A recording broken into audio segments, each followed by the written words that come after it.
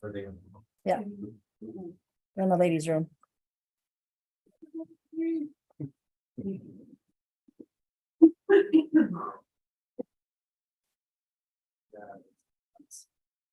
maybe a co-host, I can share.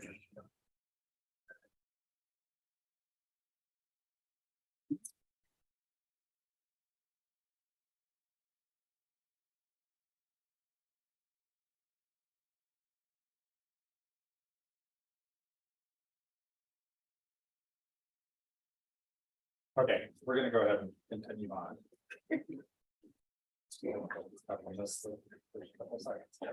So we are now at the Riverwalk Misuse Overlay District and Business District. Thank you, Mayor. I will kick this off.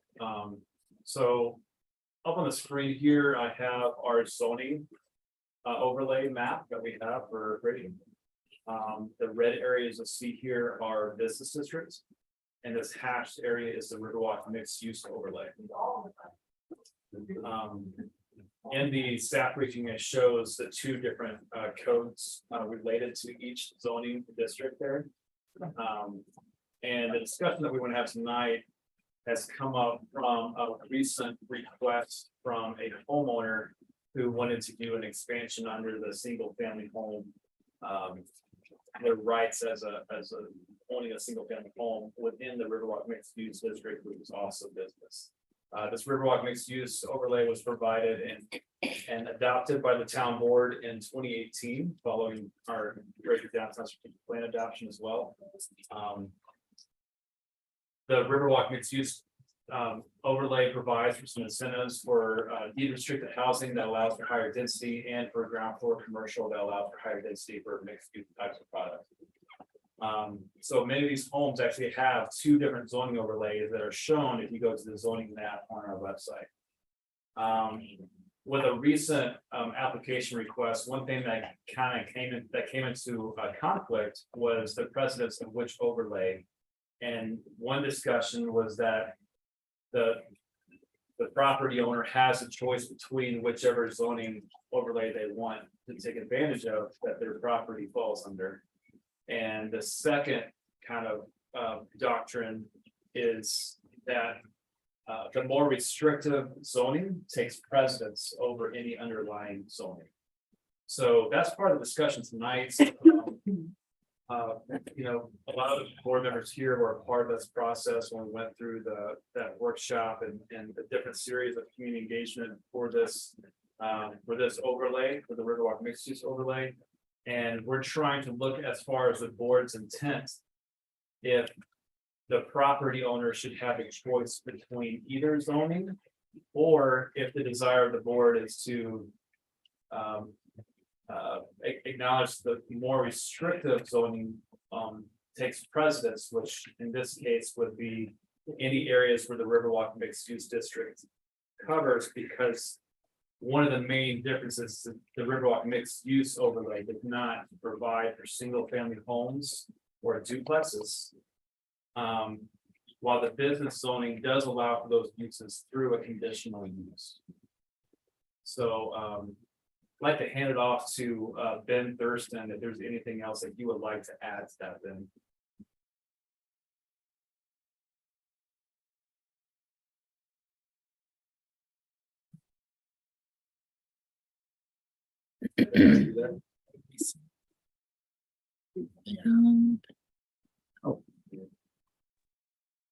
There we go. Thank you, Antoinette. So this is specifically about land use in this case, because it's the use table. And so the way we were interpreting the code, we basically instructed the property owner that they could seek a conditional use to expand their home. The alternative, if we were to say that the Riverwalk mixed use takes precedent and therefore single family homes are not allowed, then this property owner would have no path forward to continue to invest in their home. So we found that hard to believe that was the intent. Our understanding, since the code was adopted in 2018, that both districts in terms of land use were available to property owners that fell in those areas. It was the whole purpose, by the way, of doing the Clayton Court rezoning. We did that because we didn't want Clayton Court to be developed with single-family homes. Well, if this interpretation were correct, that the Riverwalk mixed use says you can't, then we would never have had to even rezone Clayton Court. So we just found it hard to believe that the intent of the board was to allow single-family homes to simply deteriorate over time, and then force people to redevelop their properties. We didn't think that was the intent of the code, to be that aggressive with your redevelopment strategy. So, Kim, the Riverwalk mixed use area, in terms of like this question, if there's an existing property owner that has an existing home or building that was there, you know, probably before we would establish that, it seems like they should be allowed to use the zoning that they under at the time, or at least the business. But any new construction should fall under the more restrictive. Riverwalk may be grandfathered in. Before, so Yeah. the question comes about non-conforming use, and it is about new construction on existing properties that have a single family home. So one of the applicants that we're talking to is looking at constructing a garage with an apartment with an ADU above. Is that correct, Ben? Well, that's not the application. That's not what's happening at 214 Buyers. This is just an expansion of the home, of a garage, and then additional living space above. It's not proposed to be an ADU.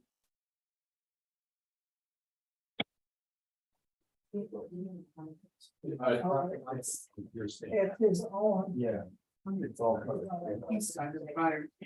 this single family home now, I don't get, right? Mhm. Shouldn't he be grandfathered in? He already had a single family home, and Yeah. the code changed after he. You know, nobody built. Can't even weigh in on that. Yeah, so you're exactly right, Louis. It's grandfathered in, it's a pre-existing non-conforming use that can continue in perpetuity. The difference here is this individual is asking to expand that non-conforming use. And that's not what's allowed under the Riverwalk. So the general rule and in our code and at the state level and at national level is if you have two laws, two ordinances that conflict with each other, the restrictive controls.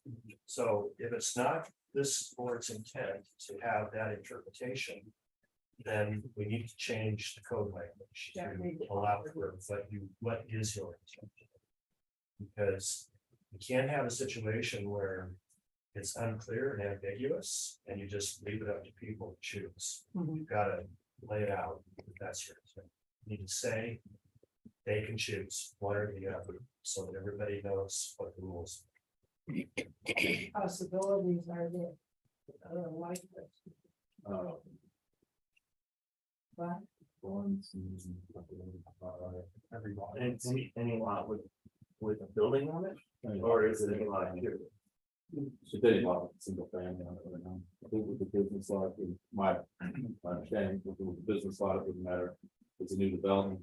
It doesn't matter if they have no pre-existing homes on there in that area for single family, truly single family. Maybe 10. There's definitely more. oh yeah. Yeah, we for just the- looking at all of the rest. There's kind of. There's a lot of homes. Yeah, there's With homes on them. not that many of us. Not that many. Not Oh, single okay. family. There's a lot of buildings there, but they're not single You know, family. over by the pot shop and then Haven's. There's At home. there's a lot. You're just talking about. Oh, you're. We're talking about. We're talking about the whole, talking about the whole, oh, red, they're like scallop lots, yeah, so we're not talking just about. So in the short term, we would like to allow this property owner to move forward with their conditional use request. I don't know that we can pull off a code amendment in the time that it, would be timely for them to be able to move through the process. I think ultimately there's a very simple solution to this, and that is to actually do away with your overlay districts. They really were the wrong zoning tool for the purpose, even back when they were created. They're even less so now, because with the rezoning of Clayton Court, that means that right now you have your RMU only covers business zoning. At that point, there's no reason to have an overlay. You should have that RMU area should be its own zone district. And then we can debate what to do with single family homes and how to treat them in that zone district. But there's no reason to have the overlay, and therefore that the ambiguity that comes up as a result of that, we could do away with. Same thing for Victoria Village. It overlays a single district. Whenever you have an overlay that overlays a single district, it's not a good tool. The right thing to do is to rezone that area and create a new district. If we approve this, aren't we creating a precedent and any subsequent homeowner could do the same thing? In the short term, but I think again, I think we would advise you to move forward to amend the code to fix these, to do away with the overlays. There's no legitimate purpose for them. It does mean that in that code amendment, we have to sort of debate where there are discrepancies between the underlying zoning and the overlay. We need to debate sort of how that land use all shakes out in the new district. So we need to resolve that. But I think that this can be done in a timely enough manner that we're not going to have more than this one example of a conditional use. And by the way, it's not the only one. There's, as far as we can tell, you've been treating it this way all this time since 2018, since the code was put in place. So it's not like this is new. It's just a new debate, essentially, of how to interpret the code. Yeah, what I remember is we did that overlay so that we could increase the density, so people could do more workforce housing and encourage people to do commercial. Correct? Suggested to us by a planner. Yeah. One planner says one, Yeah. planner says the exact time. Right. What do you need to- Yeah, but I think we need to, let's focus on, do we want to allow this conditional use? Yes, yeah. Yeah, I don't. I think move that we allow the conditional use as There- requested for. Is there a second? for- Any further discussion? All in favor? Aye. So if anybody opposed? I'm gonna say, I think that we should resolve the code issue before we start.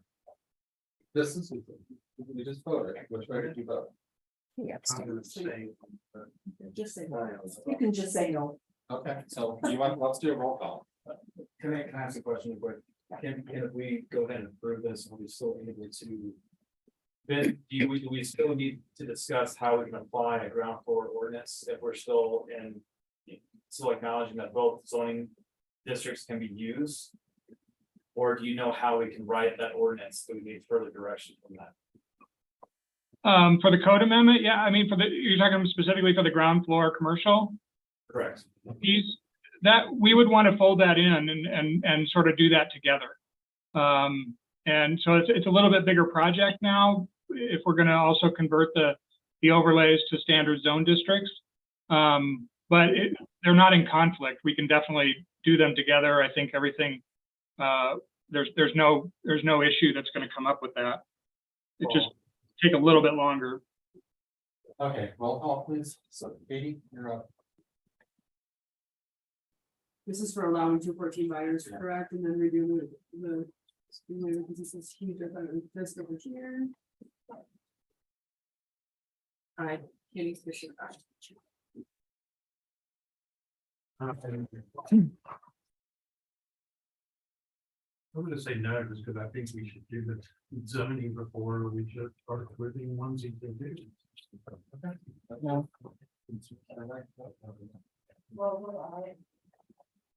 So don't know. When I, Schools, aye. Vander,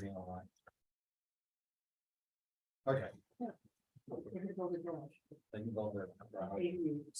No, they still need the conditional use permit. You all, Yeah, you didn't just decide on that. We're going to bring that forward now. It goes to the Planning Commission on the 26th, next week. We already have it queued up to go in the hopes that it would go this way, and then we'll bring it to the board, whatever your second meeting in August is. Thank you. Okay, next is Mountain Parks election, director election runoff. You have our election. I do have the ballot here. I put in the packet, the two runoff, candidates, Thanks for coming. which again was Joe Smythe and Ryan Zorn. Previously, this board voted for Ryan Zorn. So now it's a runoff, so we need to revote, you're down to the two candidates. Or do you want us to just raise You your- want to do a roll call vote? Okay, You got, it's up to you how you want to do it, Mayor. Thorn,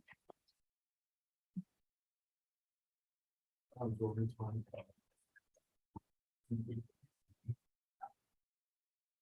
Smythe, It's like, it's my Smart. barn. Well, 4-3. ooh, switch. Okay.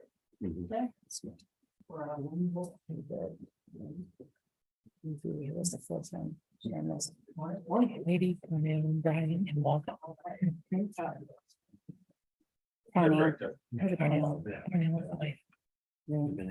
okay, now we are at, the public hearing for,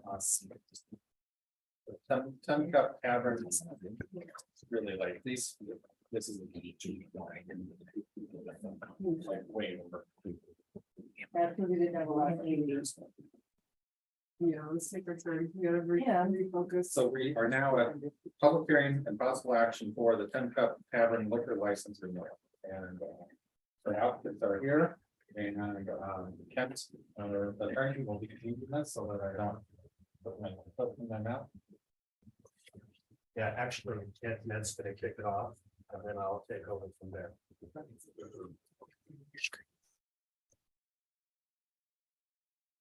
So I received an application for the Tin Cup Tavern to renew for their annual liquor license renewal. These are usually able to be approved administratively rather than coming to the board. However, our town code states that if there are any liquor license violations, liquor code violations, that it must go to the board for approval or denial as for the liquor licensing authority to determine the fate of this renewal. So I included in the packet the PD from the police department memo that talked about the violations. So there were numerous calls to the property that required police attention, and there were actually 3 liquor violations. And those are the 3. One was an open alcohol container outside of the licensed premise. One was allowing a visibly intoxicated person to remain on the premise. And the third was not notifying the liquor licensing authority of a change of manager within 5 days. So those are the 3 code violations that occurred from the statutes.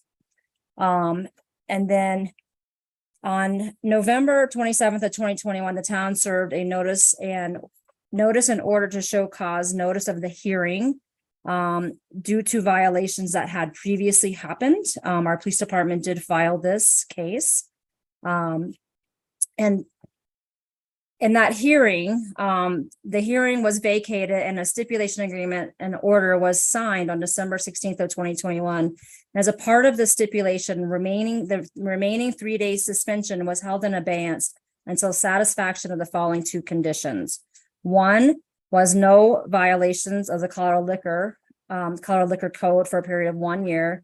And 2, for proof of responsible alcohol vendor training within the next 6 months of the order. At this time, it's not clear who's employed at the Tin Cup Tavern and are they responsible alcohol vendor trained.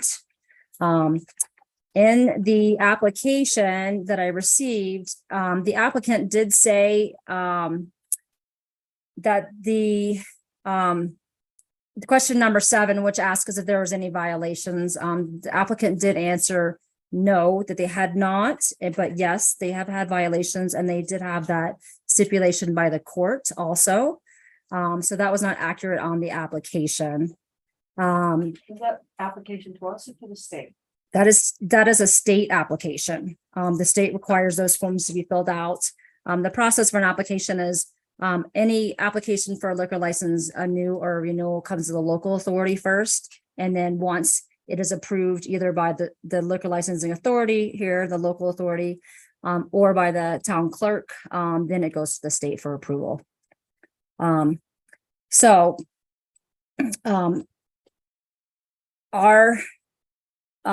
the board does have the authority to deny the liquor license renewal for good cause, and there's three things. One, the licensee or applicant has violated or does not meet or has failed to comply with any of the terms, conditions, provisions of this article, which is the Colorado Revised Statutes, and any rules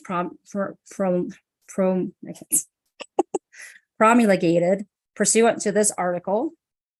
The second one is the licensee or applicant has failed to comply with any special terms or conditions that were placed on the license in prior disciplinary proceedings or arose in the context of potential disciplinary hearings or proceedings, or the evidence that the licensed premise has been operating in a manner that adversely affects the public health, welfare, or safety of the immediate neighborhood in which the establishment is located, which evidence must include continuing patterns of violence, of fights, violent activity, or disorderly conduct.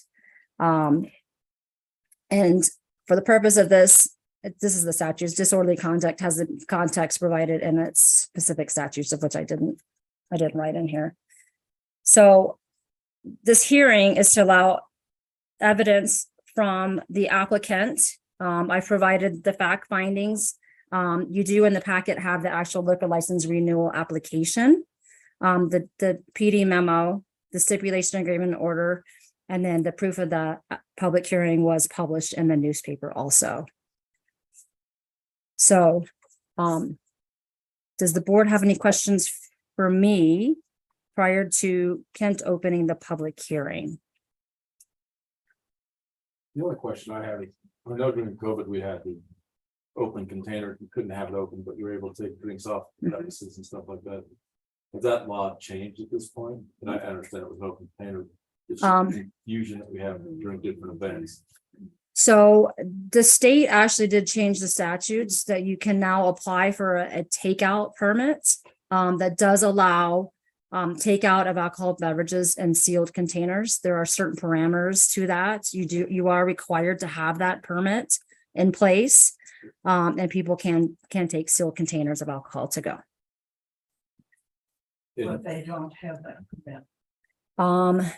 Tin Cup does, I don't believe they have that, no, they don't have that. They were open containers. So this was an open container, somebody drinking an alcohol beverage outside of the It has establishment to be like a whole drink to go. to go. You can't take a cup and pour it into another cup and put a lid on it and go.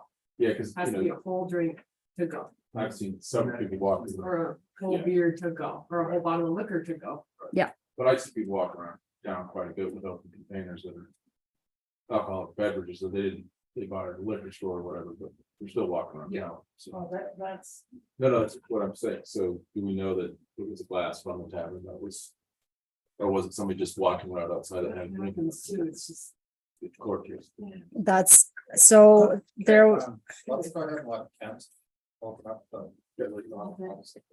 okay, Yeah, all good questions, folks, and please direct them to the applicants, man.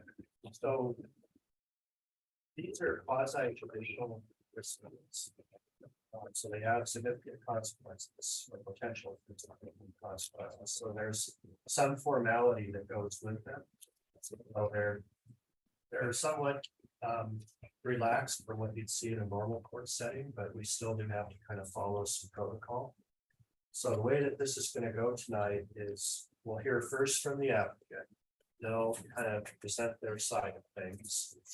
You board members can ask questions wherever you want. They can present testimony any evidence they want. If they present any physical evidence, we'll mark it as an exhibit, we'll admit it into the record. After they are done with their presentation, then we'll hear from people in the audience if they want to speak either for or against renewal. And if they want to present any testimony or evidence, they can do so as well. And then we'll give the applicant an opportunity to rebut any of the testimony or evidence that's presented after they give their opening statement. Again, board members are free to ask questions of anybody who's up there talking to you. The hearing is electronically recorded. Before anybody gives any testimony, Antoinette will swear you in, just like when you're testifying in court. Once we get done with the presentations of the applicant, the public, questions of the board, then we'll turn it back over to the board for board discussion and then possible action. Okay. Any questions on how this will go? Yeah, do we, is Glenn gonna talk to you? Yes, I believe it is. So with that, if we could have the applicant or the applicants come up and that can swear you in and give your side of the situation. Yeah, well, that's what it hurts. It's where I tell the truth, the whole truth, and nothing but the truth. I do. Good evening, everyone. My name is Brandon. Nice to see you all. So through the course of the last year after the first stipulation was granted, and again, I don't want the board to take take it from me that I'm skirting responsibility. Obviously, liquor license is a privilege. It's ultimately my responsibility to make sure we're following the code and being good actors within the community here. With that said, very hard here, new to the valley, been here for 4 years now. Didn't realize sort of the employment situation. I'm sure Katie could talk to this a little bit too, and some of this sort of revolving door that I was not anticipating. And again, it's not to say that it's not ultimately my responsibility. As far as the management, notifying the town within 5 days, that was a rage quit. We were open, it was probably 6 p.m. The guy just walked out. So obviously not only just the situation of the day, there was a lot of background stuff that, again, I understand that it's my responsibility to make sure that that is met within those 5 days, but the sort of extenuating circumstances around that particular situation. I also wanted to bring it to the town board's attention. Typically in the past year, obviously, I know stranger to these things and how these cases are brought in when officers visit the establishment. When there's a report made, those reports are always readily made available to me, so I could pull those, review them with the staff, and see how we can improve. I didn't receive any reports, and I don't know if it's required by the police officer on duty or if we have a logbook inside of the bar where any on-duty bartender would write whatever situation and we would review it. A couple of these, admittedly, I did not know about, and probably has a little bit to do with the revolving door. The same people who were there last month are no longer there. So that's always a trick to make sure that the communication between bartender and obviously me on very important things are conveyed to me. So it was, I think it's worth noting that a couple of these I did not know about. And typically I come in every morning, and typically if there was an issue from the night before, there's a business card from the officer that responded to the scene, and of course the case or report number, the corresponding case or report number to the incident that they wrote. And I think it's worth noting, I'm not sure why I haven't been getting those. Obviously, this is very important to me. I have 300,000 reasons to make sure that this is correct and we're doing the right things here. I've since bought a house actually from Parnell, 2-3 years ago now. I'm heavily invested in the community. plan to go nowhere soon. So I think it's important that we seriously consider the renewal and I suppose the close watching of this next year. Sort of a couple of different things. I don't know how closely you guys have read the police department memo. We had we're right next door to the veterinarian office there, Dr. Needles, Terry Needles. And there are a couple of reports there that mention urinating behind the building. That was something that we've basically gotten a good to go porta potty installed, basically behind the building. We also gated that area, that access to where the patrons typically we catch them. There was also a citation written sometime last year for the same type of thing prior to that porta potty being installed. So we have that in the back that's been installed since that citation. I forget the exact date of that, and it can provide the board those invoices for that good to go porta potty to rectify that issue and be good neighbors.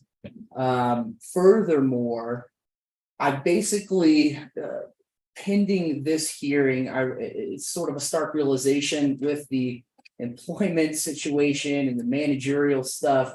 I basically set up my life now. The bar is very important to me, but I do other things. I have a day job, I have real estate, this sort of thing.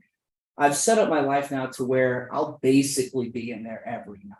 I mean, this is the third time around, and I've tried the systems, I've tried the managers, cost a lot of money, and still sort of 1 year later, you know, some of the same results. So I think it's incumbent not only upon me to be there, but it's really going to be a necessity to make sure that these issues are rectified moving forward and they no longer occur. We don't have these hearings based on violations or repeated violations because of reliance on anyone else but me. So I think that's important to note as well. As far as introducing that evidence, how do I do that? The digital stuff and that sort of thing. Should I just email it or? What is it that you? So it's basically one of the police reports. There's a couple of them in there about customers urinating behind the building. And it's just to show the town that we have been taking active steps that cost the business money, of course, to prevent these future incidences and sort of illustrate that we're not, or me, I'm the only applicant, idly standing by allowing these things to happen, because again, it's very important. But you don't have it to present to the board tonight. It's just in like an invoice format via, it's from Good to Go, and they didn't have physical copies. It's just like an email that I click and pay them, I guess. And it's just the history of the last year or whenever. It's been about 6-7 months since that's been there. Yeah, without the physical. Yeah, absolutely. Good. Okay. Just It's physical. gonna be tough without Sure. being able to present it so that they can consider it as part of their decision. Absolutely. Sure. There's a physical piece. Yeah. It's probably right by the back door where the veterinarian would go outside, and I mean, no one really wants that either. Yeah, so well, no, I was kind of sneaky with, not sneaky, but good with it in the way that we completely blocked it. There's no access to go over there, so it's part of the licensed premises in the back. It's actually behind the food truck, and that's precisely where the citation was given, right in that area on the other side. We haven't had any issues per se. I'm in constant contact with Dr. Needles. I'm in constant contact with Julio and the rest of the folks there in the shopping center. Obviously, they have a right to quiet enjoyment as well, and been in talks with the landlord to make sure that we're good neighbors and continue to be so.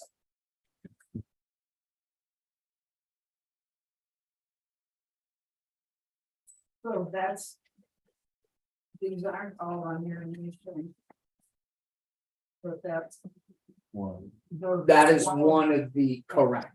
And typically what we've experienced is the depending on when these reports come, as far as remaining in the establishment under intoxicated, typically almost every single time this has happened, we've cut the patron off. It's in the dead of winter, they're waiting on the lift bus, and just happens the timing. And again, it's the chief trainer and his team do an excellent job. They really do. We have a great relationship as far as the team and the boots on the ground. It's not a slight in any way, that it's just that timing sometimes is a little tricky. There's no real time limit, I believe, of how long that patron is able to remain in that establishment. For instance, if the lift bus is every 30 minutes and they've been there 15 and bar check comes. So obviously with those types of deals, we're just hyper vigilant to make sure, even if it means, sorry, you just can't be here. You know, I don't care if it's -15, this is sort of a you know, a do or die, if you will. Let's make sure we're compliant. As long as they have a plan, is that right? As long as they have like a Well, there've definitely a been. reason to be there, they can be there. Absolutely, have absolutely. a- And we've definitely been cited a couple of times, even though that plan's there, just as outlined. It's just waiting on the bus, it's -15, you know, that sort of thing. And again, it's not a slant to the team that's doing their job, right? It's just obviously we're under the scrutinous eye because we haven't been perfect, you know, and we're here right about that, so. It sounds like with that particular one, the bartender just didn't tell the police officer what was going on at the time. Yeah. That might be a. Could be a training thing. I mean, everyone's tip certified, so obviously through that process and the idea behind it is that they know, right? That it's not the bar policy. This is just Colorado state liquor law, and this is what is required of you.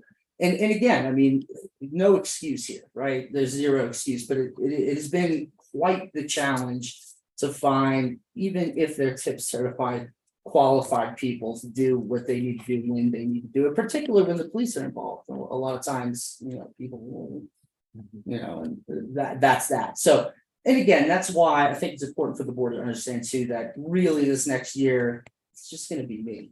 I mean, I've tried the managerial steps, I've tried this sort of, you know, through a manager, and it just, one of the citations is a manager, you know, failing to inform that we changed managers. And that was just a mess. So really just making sure I'm there, because when that situation happens, I'm there. So what happened with your application with the state with not giving them accurate information? So question number 7, that's sort of piggying back on the typical, I'm very versed in how, can I get a drink of water? Still talking. I'm very versed on how these go, and historically, prior to the order to show cause in December of 21, we've always had this sort of system in place where the responding officer would leave a report number. And each time I call down to get the physical copy of the report, just for my records as well. And then, of course, review with the staff. I just didn't receive those report numbers. And again, this isn't against the team or anything. And maybe they were left and just got thrown away or pitched. I truly did not know. I had no idea. And it was, as you can imagine, quite surprising once I received all of the information in the packet for this hearing. I was like, oh, wow, and that was Monday morning. So quite the surprise. But again, I think it's important that it's my responsibility. I understand that. And I think the past couple of years, I was very naive coming from just major cities where the job pool is much different, much more qualified applicants. This is a very unique environment to hire in. So that's what I've learned basically. That's now time to just be there. Like I said, I have a day job in these sorts of things, is why historically 8-9 p.m. I'm to bed type of thing, but just have to do what we have to do should this be approved tonight for another year. Did your name change? No, so my middle name is Coletti. My last name is Jung, and oftentimes those get interchanged, if that's what you're referencing. So I actually have 2 last names, but one is On the open container, was that somebody that walked out the front door or the back door? I believe the report said it was right out front. And it mentioned that there was no security that, you know, like a door guy that night type of thing to prevent that from happening. In the report, did it say anything about if it was a glass container or plastic glass? I believe it was a glass that resembled what looked to be beer, So essentially. what I mean is what. Like when we used to run the bar, Sure. people would be outside drinking out of their own containers. So all I'm asking is, was it your container that the alcohol was in? I couldn't be sure. This was probably, It's Oh, just it's- pint glass on there. Yeah, well, I read on, I've seen people walking to the Oh, yeah. establishments. oh yeah, yeah, and that's definitely been a trick too, just short of searching people, what's in your bag, you know, Yeah, because bringing your own alcohol is definitely. And I don't mean just your establishment, it's all. Oh, sure.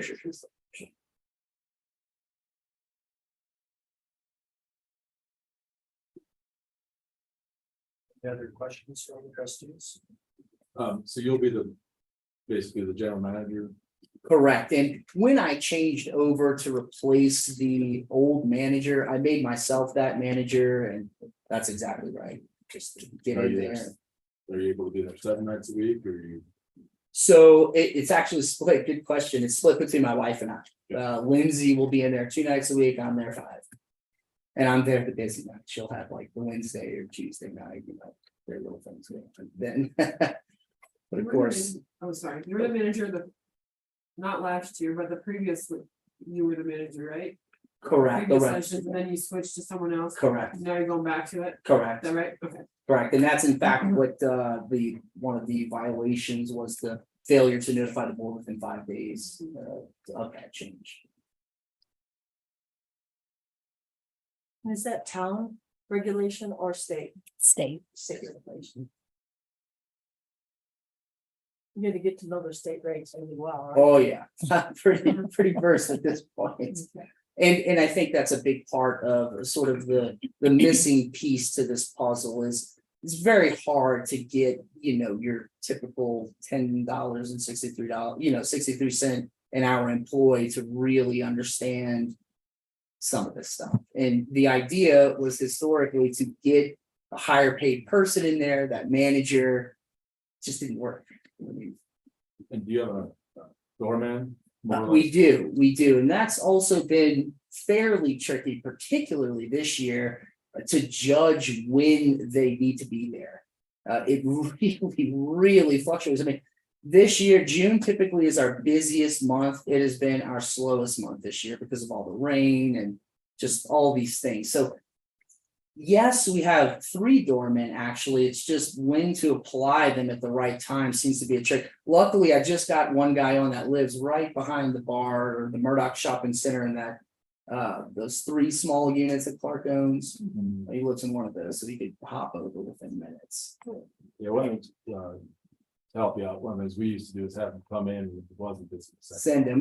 We do that, and but okay, you'll know it's dead at 11. Okay, and then we get slammed at midnight. Right. You know, and it's 2 doors are tough too.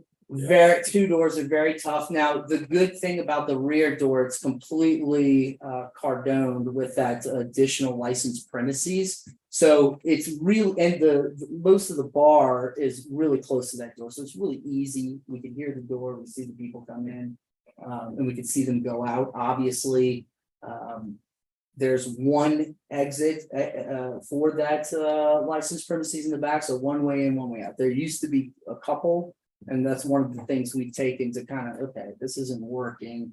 Let's just have one way in, one way out, and it's the other way. So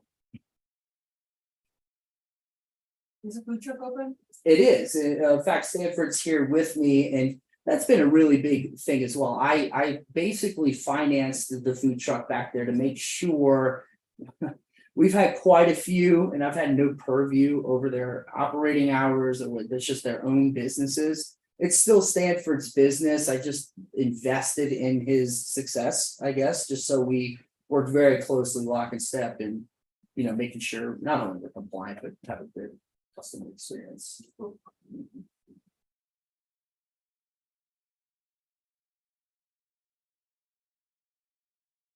Well, if there's no more questions from the trustees, then we'll open it up to anybody that wants to speak in support or in opposition to this renewal application.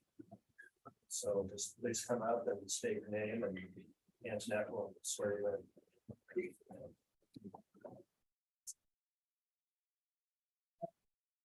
You swear to tell the truth, the whole truth, and nothing but the truth?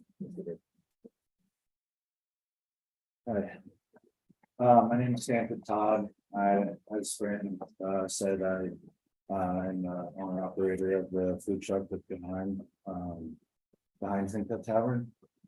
And basically, over the last few months, I've been working with Brandon to get this food truck open, and it's been a large endeavor for myself and financially for both of us. And having the food truck back there has been a big step in my life, but also it's just I've seen a big impact in the people and customers that have been coming through, and we're very happy to have that patio area and the food truck and everything. Having food available at night has been huge. Other than Wendy's, I'm the only place open after 9 o'clock. Usually for food after once Wendy's closes at 11 o'clock, I'm open until midnight or 1 o'clock. So it's been I've had a lot of people coming in late just to get food. People that are at the bar that need to get a little food in their system has been super important as well. But really it's the the economic impact of if this license isn't approved, it's going to be a hard change for me to be able to go find somewhere else to have my truck at. The reason that we were trying to have this truck here is so that Fraser has a late night spot for people to go get food. I know that in my past, that's something I've definitely been looking for, and what was the reason for me to start this business really. So I'd like to, Brandon and I'm there constantly. I have access to the bar. I have, I keep close tabs with Brandon on things that go on. So as even though I'm not employed by the bar, I have again a vested interest in the bar and the things that go on in the bar. And he and I keep close contact on anything that's going on. As far as with what they were saying with the urination outside, I'm out there constantly, so I'm the one that's even if I think we had a guy the other night that tried to, and I stopped him from doing it. So it's kind of one of those things that we're having a door guy is important, and on those nights that it's necessary, especially but it is a bit sporadic with that. But I'm there six nights a week. I give myself one night off on Wednesdays, which is usually our slowest nights. The busiest nights I'm there until 1 or 2 o'clock in the morning. I'm open until 1 and there until about 2:30, probably 3 o'clock. Helping the bartenders, helping anybody that's working for the bar to get the people out when it's necessary, keeping an eye on the place. And basically I just wanted to kind of give my 2 cents that this is it's not just affecting him, it would affect me as well. But there's also to give a little peace of mind that it's not just him that's focused on making sure that this place is running properly. And again, I am tip certified as well, so it's one of those things that I've run and helped manage bars and restaurants for a long time, so I'm a little bit more versed than some of the people that he's been able to employ. So it helps to have that extra set of eyes in my opinion.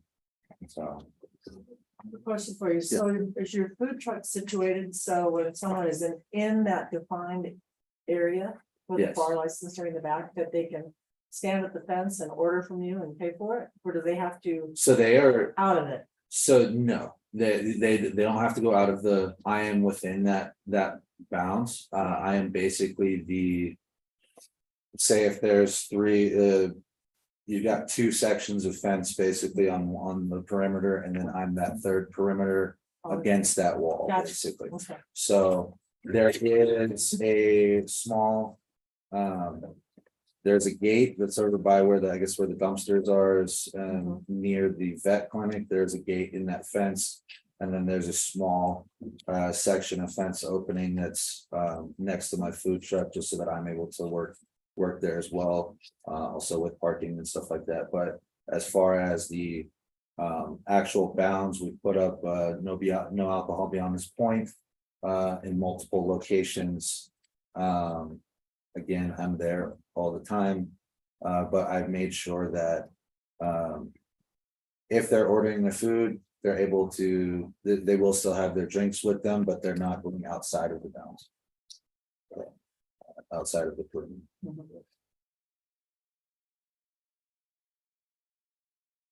Anyone have any other questions? Thank you for time. Yeah, thank you. Anybody else in favor or against? I do. Swear to tell the truth, the whole truth, and nothing but the truth. I do. Awesome, thank you.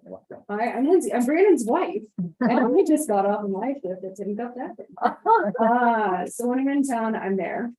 When I'm out of town, I'm obviously not. But I stand behind everything you just said. We are in there all the time now. Unfortunately, with our last manager, he kind of kicked rocks and it was a situation, but I can say, you know, I've been in there at least twice a week, every week for about 6 months now. And we are cleaning up as fast as we can. It's difficult to clean house with such a skeleton crew, but we are. So I'm here, stand behind him after my shift, which I hate bartending because I am the city's worst bartender. Lots of foam. Oh, God, yeah. And an attitude, which is also problematic from time to time. But yeah, I'm just here to stand behind him. So any questions?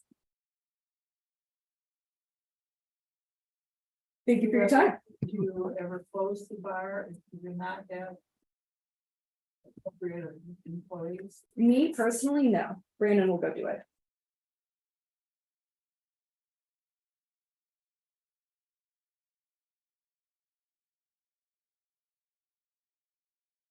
You guys up until 2 every night, or goes to midnight, or close early if it's slow, or 1:30, and if it's slow, like around 11. Yeah. But I will, okay, here's my disclosure. I'm not an owner. I'm just married to the owner. I tell every human that walks into that bar that. So I'm happy to answer your questions. I am not the owner. So who is there right now? Mike Needle. He is bartending.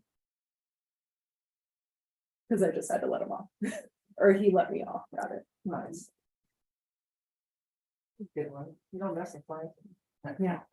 He's a sweet. That's he's good. Yeah. Thanks, guys. Anybody else? Glenn?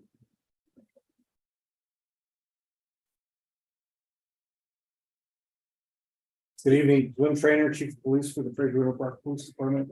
I am sure this is a very, very difficult hearing for you to be in, but I think it's important to understand that this is not the first time we've dealt with this. And, you know, we have probably over 60 liquor establishments in the Fraser Valley between Fraser and Winter Park, and we don't have these issues at the other 59 of them.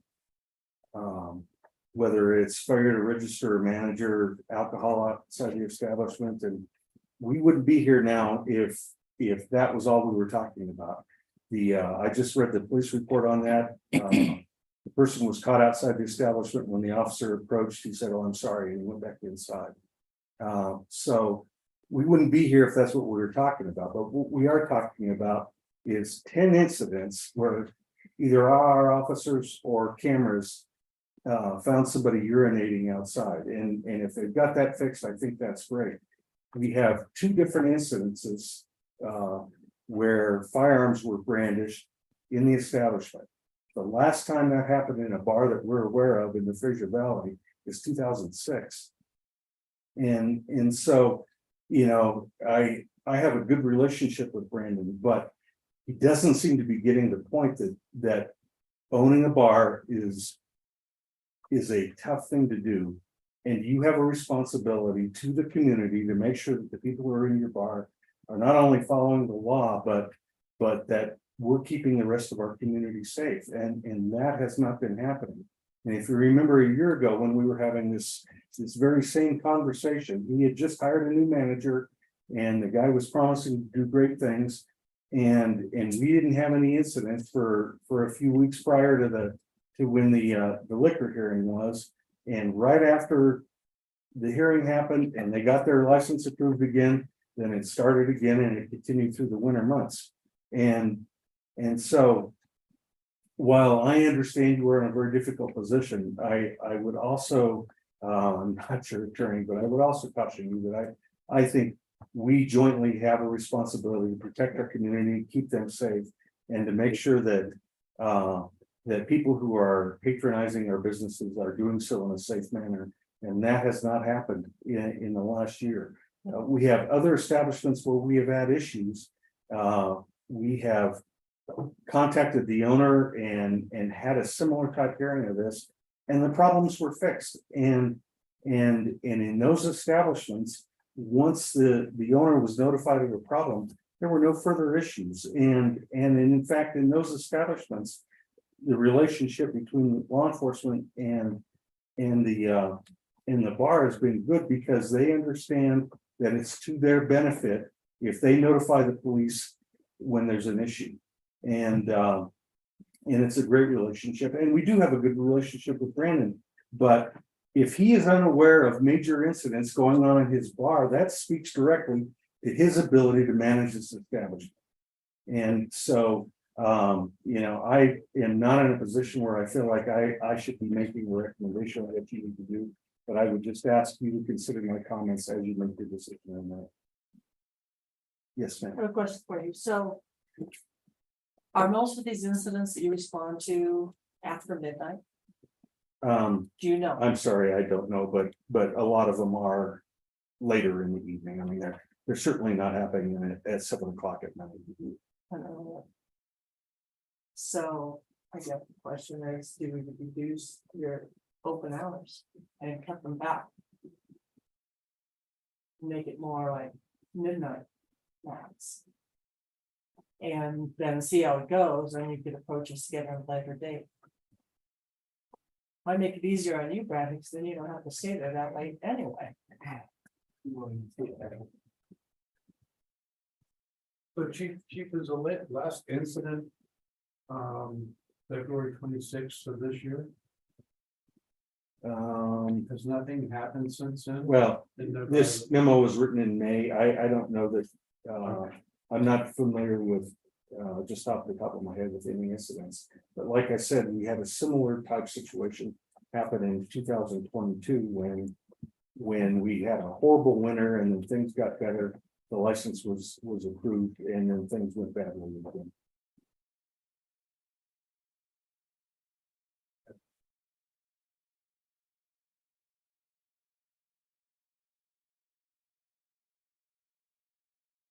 Yeah.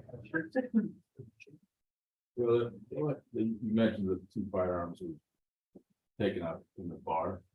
Was it inside the bar, outside the bar? Well, it was disturbances that happened, started in the bar, and one of them brandished a firearm inside the bar.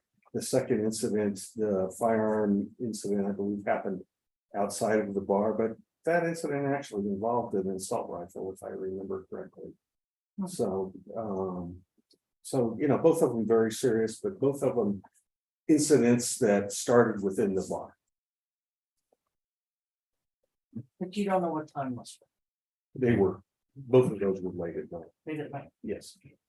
I think we should reduce the hours from 1:30 to midnight. Because if that's when all the trouble starts. Nothing good happens after midnight. That's the rule. Nothing happens after midnight. Nothing good happens after midnight. Yeah. I thought it was 9. No, it's. And then maybe next year, if they don't have any violations, you can come back and decide what you want to do, but in terms of public safety, that's a big deal.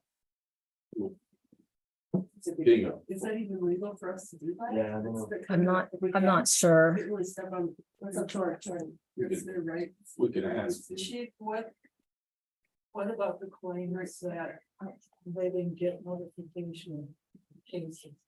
Well, I mean. I don't even know how to respond to that.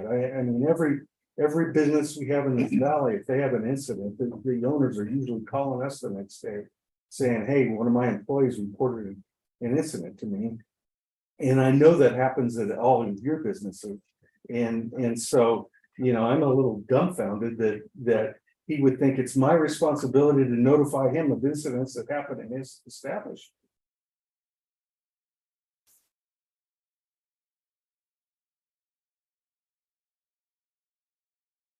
Well, if there's no more questions for the chief, then we should open it up to the applicant to respond if he so desires. Sure.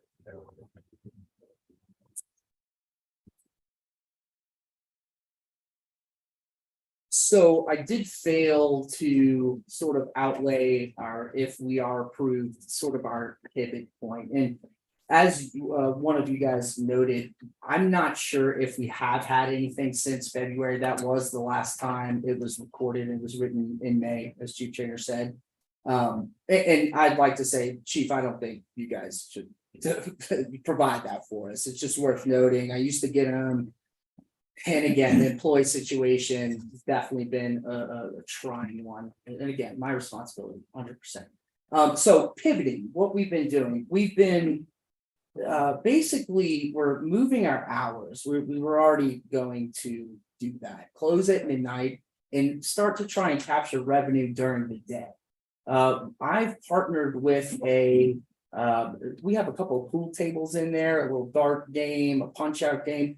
Basically, the game provider has agreed to provide the bar with a litany of games, if you will. So sort of this barcade idea.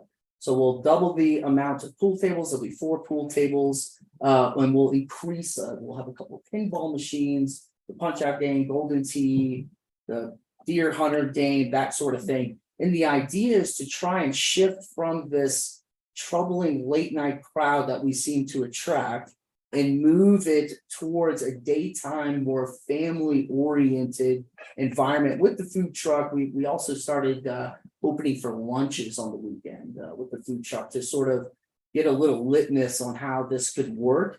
And it's been really good. The last 2 Saturdays, particularly for the bar, I wish it was a little better for the food truck, have been really good with families coming in just with the limited games that we currently have. So basically, if we are approved moving forward, we would move our hours from 1:30 at least to midnight, maybe even sooner, because it's just too Something much. good happens after.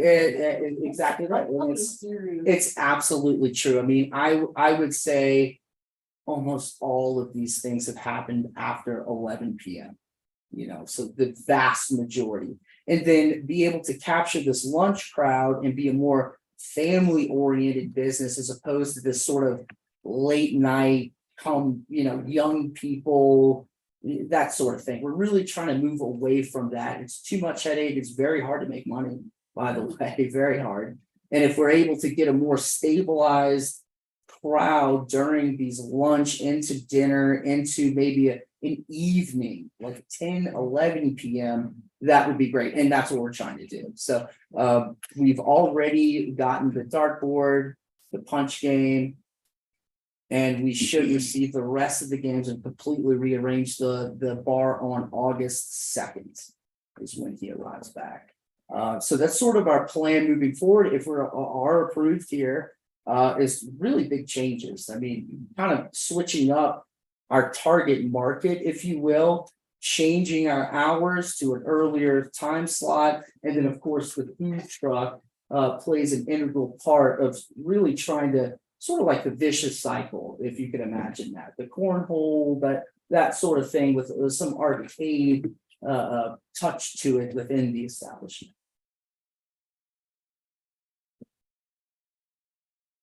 Any questions about the plans moving forward? Yeah, sure. Thanks.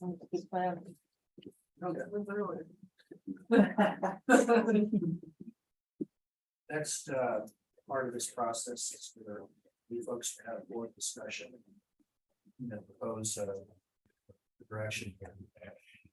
Before we do that, though, I would ask that the board, somebody on the board do a motion to accept as part of the record the materials that Antoinette put together in the packet on this renewal application.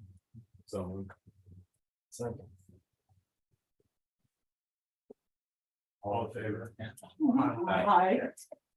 So now, I have two questions. Can we limit their time? Can we set that? They volunteer. so I think you have that discretion. And then thank you. And then my second question is, can we shorten the length? How long this is good for? Can we do this for 3 months and they come back and maybe that's what it is. It's quarterly involved. We know we have that trust. You have the ability to approve with conditions. You have discretion as far as what those conditions are. Yeah, so the dovetail on that, that's one of the conditions listed in the resolution. Says no violation from Colorado liquor or beer codes for a period of 1 year.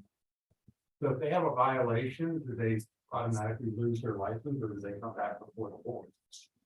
And then we can decide what to do with that one. So that would be a different process to this than that would, if there was a violation, then there would be a show cause hearing that would be kind of along these lines, but it would be, it's on the municipal judge for the towns.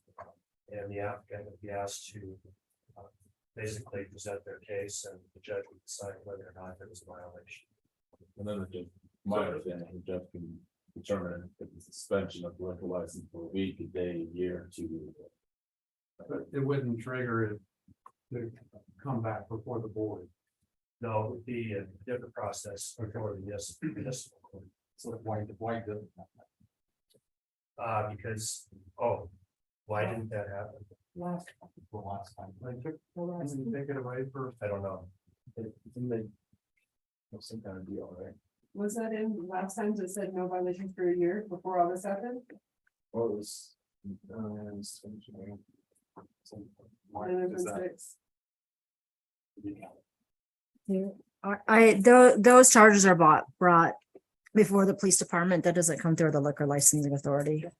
So let Glenn speak about. They suspended it for 4 days. It's actually one and they You have stay. to come back up. So yeah, essentially the order to show cause, the Winter Park Police Department would have to bring that to the administrative body to then say, okay, we now need to go in front of this municipal court, which we did. And that's exactly, I guess, over the course of this year, I guess Chief Trainer just hadn't decided to bring it and we'd wait for this hearing to sort of unpack some of these things. And as far as the original stipulation, it was 1 day suspension and the other 3 would be stayed given no liquor license violations following year.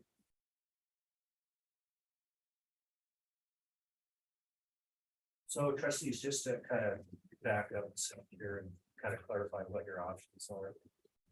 You've got the right to go into executive session, talk to me if you want. You don't have to. You can take the matter under advisement for 30 days and about it. Decisions down the road.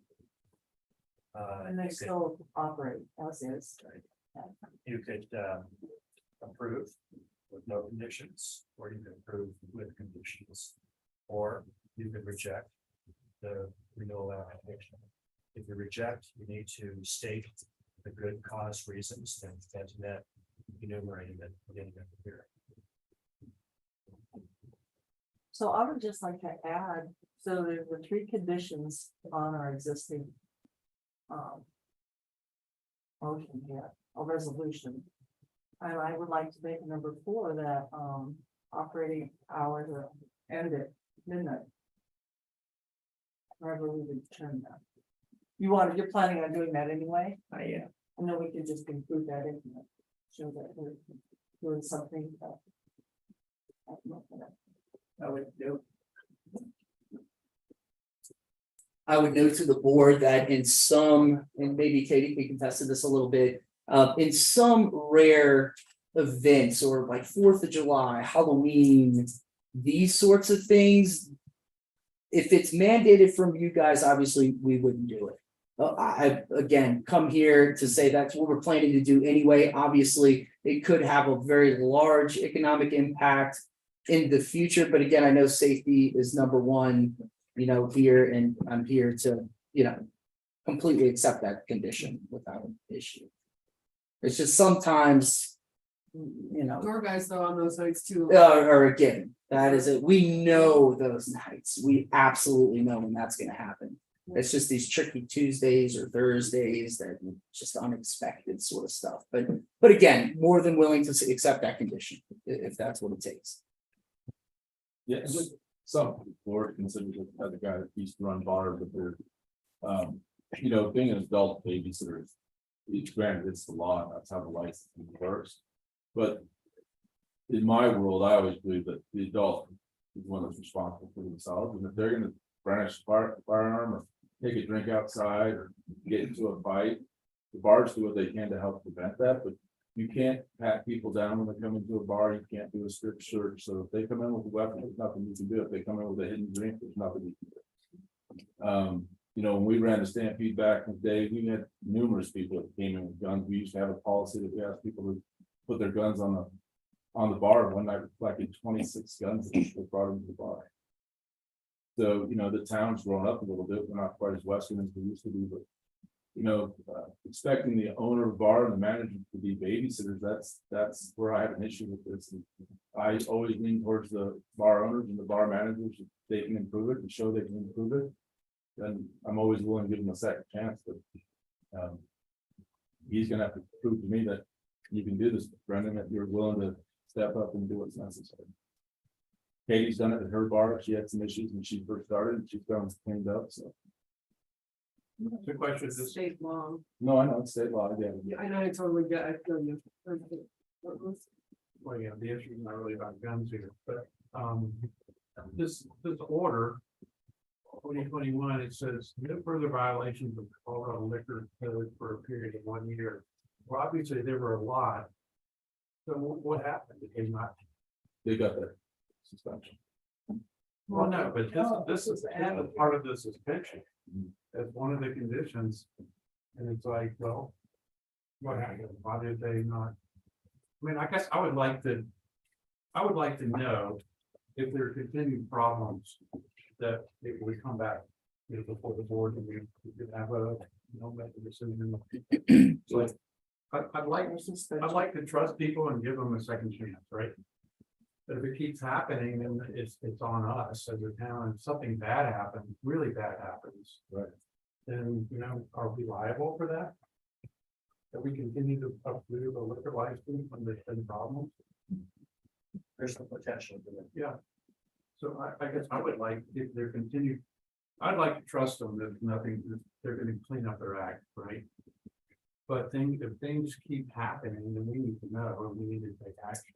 Well, like the folks I did, sort of, check in, make sure we're good. I don't like the limitation on the hours, just because it's kind of like, they're right to stay open their business as long as they have it. Okay. That's what I don't. Well, I agree with you on that. But also, they need to shorten it to like, instead of a yearly 2 months. From that. Right. No incidences after that. Yeah, I think keep it good until Halloween or whatever. Past It's a Halloween. free for all on the 28th, Saturday night. Oh, Saturday night. Let me know if something happens, like, This year, this obviously fell through the cracks. Something. Something fell through the cracks and we put some type of process in place where the police chief would notify us if there continued problem, we need to take action sooner. Can we take action sooner or whatever we decide is 3 months or a year? Can we over license. I think the action would have to come through a show cause here. Yeah. But we could. We could request it.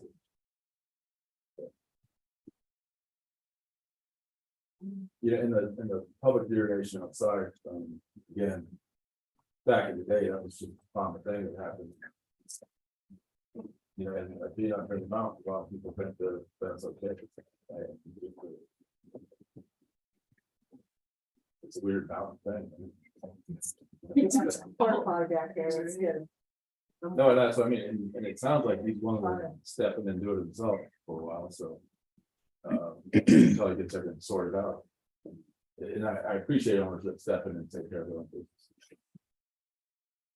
Because it is tough work, it's not an easy thing, and it takes a long time to touch.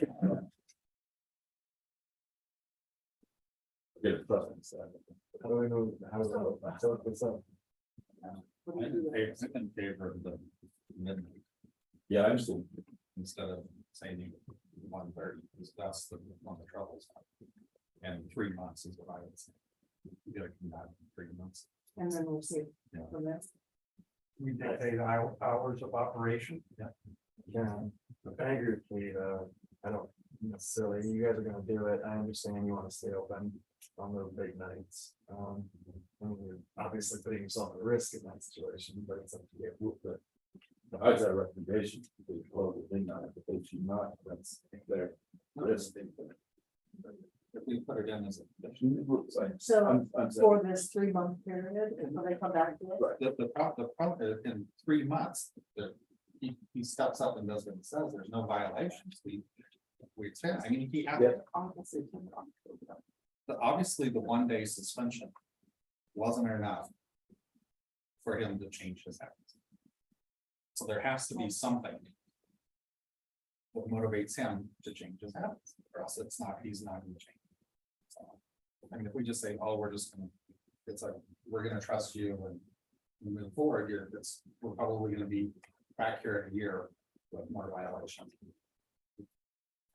Because this isn't the second chance, the second chance was. This is the third This is the chance. third chance. So we're no beyond. Can we put something in here that we'd like to, have them review in 6 months or something for the time frame and review? 3 months. Whatever. Yeah, so And that's before Halloween. Look at the time. 3 months. Good. It's after the 4th of July. This is a huge taxation on us as well. I mean, we're gonna have to take our time in 3 months rather than a year. They have to review this. I mean, it affects the board. I guess the thing that, something awful were to happen with this kind of evidence. And we can. That's what I'm worried about. well, that's, So we have to knowing this. That would be, but so I'm in agreement with what Phil would like to do in 3 months and. Condition 3 months and in that period, then that wasn't. Maybe you characterize it as a 3-month extension, that's probationary period. With the review before this board after 3 months.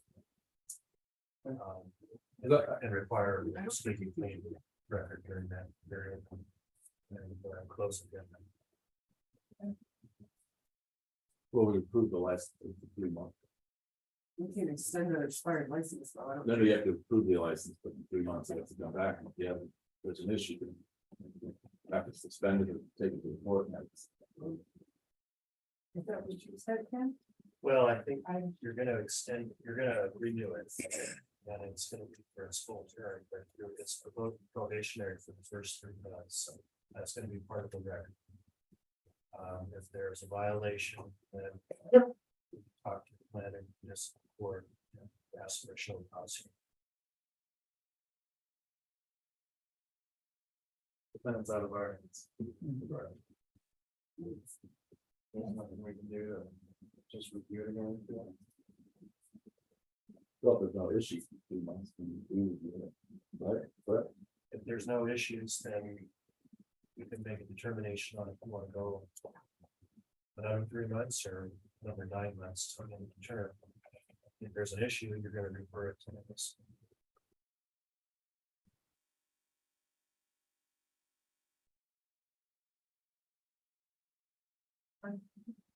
What was the issue about employees being tip trained? Seems like we were given quite a bit of time. So at the last renewal, we required all of the employees to be tips trained. I don't know if it was in 3 to 6 months. And Brandon did show that they were tips trained in that period of time. But since then, as Brandon stated, there's been a lot of shift of employees, so not knowing who's currently employed there and if they're tips certified or not. Is really what that's about. And that could be, if you wanted to, you could put that on a condition to make sure that they are tips trained. I thought it was part of the law. It's It's not. It's not, it's actually not, but it is obviously highly recommended, and we do offer multiple free trainings in the town. And I do notify all the licensees when those happen. You make a motion and Yes. Can I ask Stanford a question? Stanford, what time do you close normally? Food truck? At midnight or midnight, 1 o'clock on Friday, Saturday. Okay. Yeah, but any change in hours, I'll just adjust to whatever it is. No, do you think they'd have door people on Friday and Saturday night though to stay up a little bit later, or well, I'm good. Monday through Friday midnight, Well, go 2 a.m.?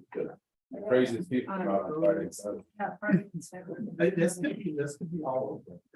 Right. I mean, I don't ever want to have a hearing like this with you guys ever again. I want you to cut, the next time, I don't get that staff one. Where the staff signs off on it. Right. And then we're done. And you just solve the problems and we move on, we all move on. That's it.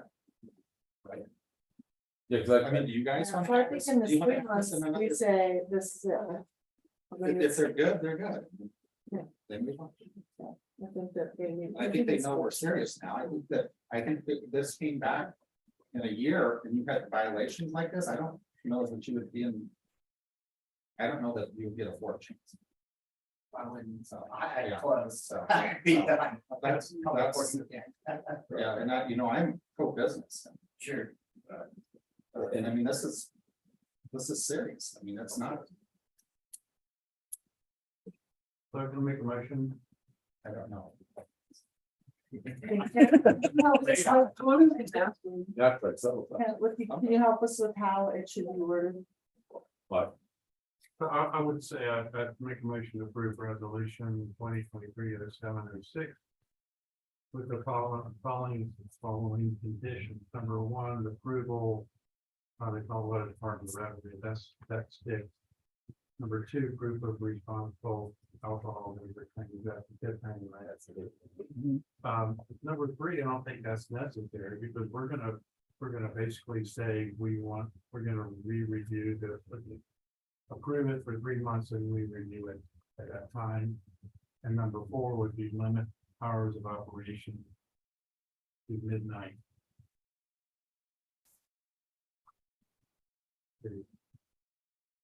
How often are tip trainings? I'm looking right now. So we do plan on having another one in August. In like probably 3 or 4 weeks. They're really as need be as they're requested by the licensees. And generally it's beginning of the summer as events are coming on, probably winter as new staff comes on. So that we have them kind of throughout the year as we can. Just do them online. You can do them online. And that's. Absolutely. Basically a stipulation. You gotta use- Oh, sorry, you gotta sorry. use the- Stipulation of employment currently is they actually have to pay for it.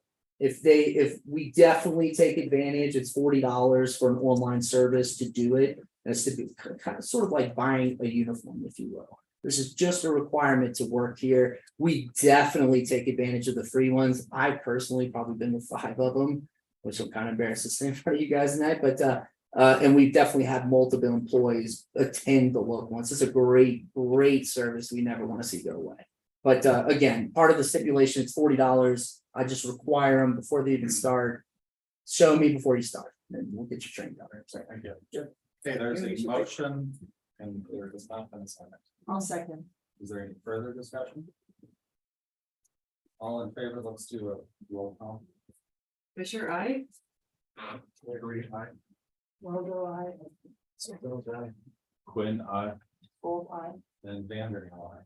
Great, thank you. No, Okay. Good luck. Have to do what? That's right. Okay, we're now leaving as the liquor. As the town board. I guess already, already at night, we, save the. Yes. Updated to the. Yes. Yeah. Not be involved. And I know we have, is Merrick here? Yes. Yeah, thanks for having it there for a really long time. We can get him and then no other updates. Thank you. I'll keep it brief. Good evening. My name is Jeff Lee. I'm an engineer with American Company.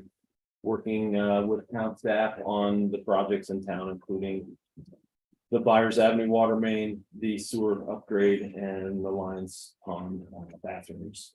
Byers and the sewer project are being actively worked on by our contractor Conroy. Making good progress, all things considered. It is construction and it's underground and you find things you didn't expect. But things are moving along. The first phase of the bypass pumping on the sewer project is wrapping up this week.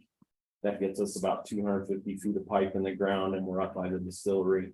The plan and expectation at this point is to do the US 40 crossing before Labor Day.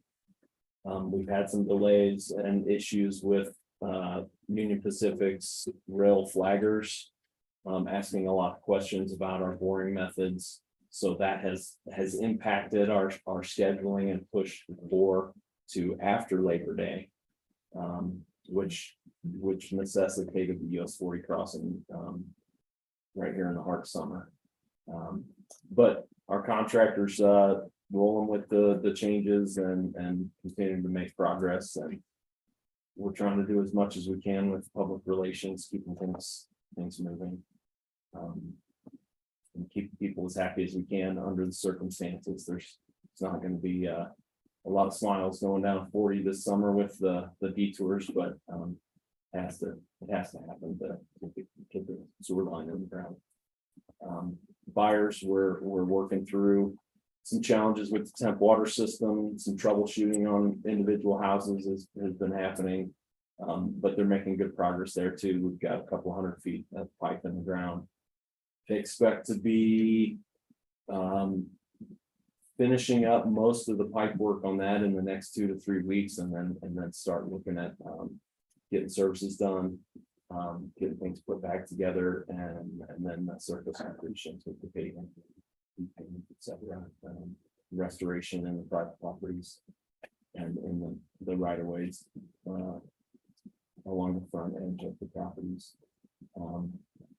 Lions Pond has been kind of a hot potato, getting juggled around a little bit. There is some progress on the modular bathroom, which was ordered last year sometime. It got approval from the state to get completed and shipped across state lines. We're looking at some dates in August to potentially set that with a crane. The utilities for the building are going to be a little bit further out. We're hoping to get those in this year before the construction season ends. We've got applications and utility drawings in with Winter Park Ranch, which is where the water and sewer taps will be over by the marketplace building over there. So those are in the works.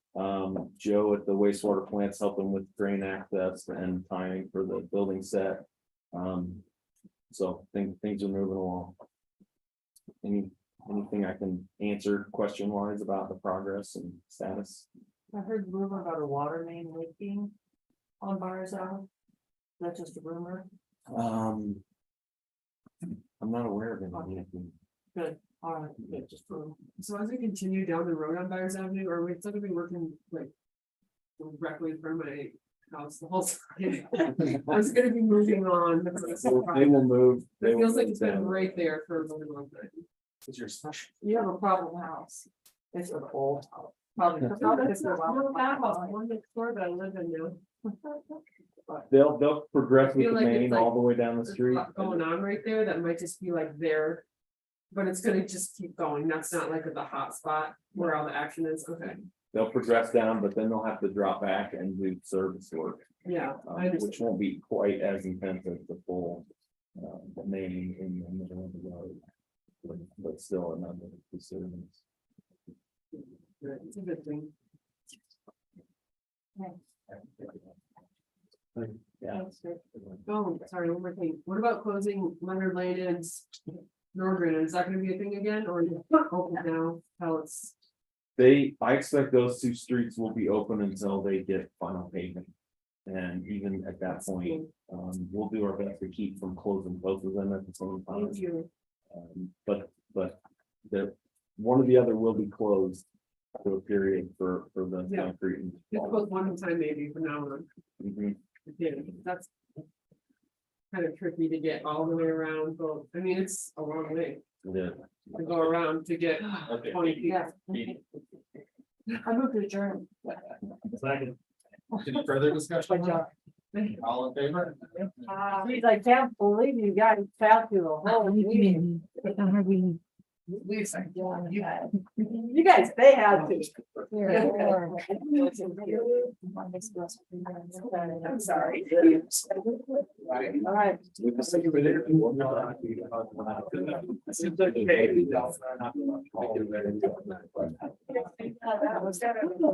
Some people always think the weekends.